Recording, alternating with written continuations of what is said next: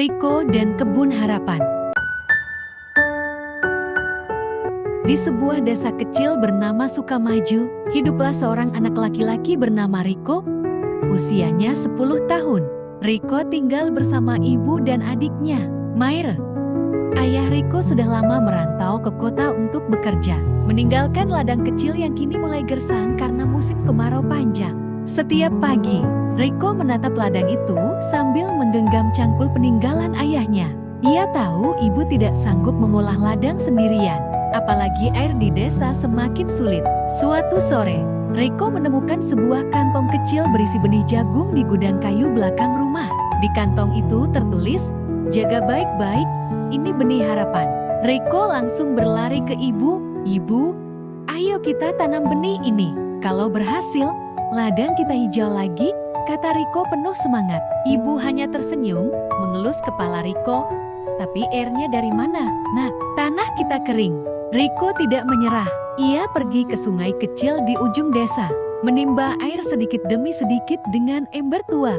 Setiap sore sepulang sekolah, Riko memanggul ember berisi air, berjalan kaki melewati jalan setapak yang terjal.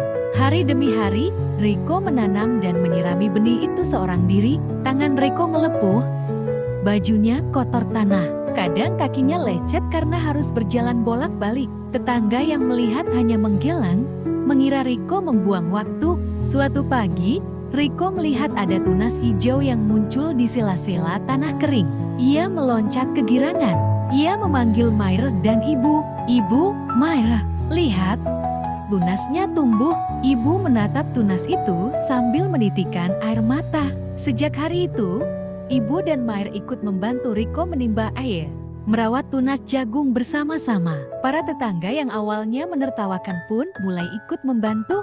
Mereka membawa air hujan yang ditampung, bahkan membuat parit kecil untuk menyalurkan air dari sungai. Bulan demi bulan berlalu, ladang Riko perlahan berubah warna. Yang dulu coklat kering, kini menjadi hijau. Batang jagung berdiri kokoh. Anak-anak desa ikut belajar menanam dan merawat tanaman. Mereka bermain sambil membantu mencabut rumput liar. Ketika panen tiba, Riko membagi hasilnya pada semua orang yang membantu. Ibu memeluk Riko erat-erat. "Terima kasih, Nak. Kau tidak hanya menumbuhkan jagung, tapi juga menumbuhkan harapan kita." Malam itu, Riko menatap bintang sambil berbisik, "Ayah, lihatlah, ladang kita hijau lagi." Dan sejak saat itu, ladang Riko disebut orang-orang sebagai kebun harapan. Bukti bahwa sekecil apapun perjuangan, jika dilakukan dengan sabar, pasti membuahkan hasil.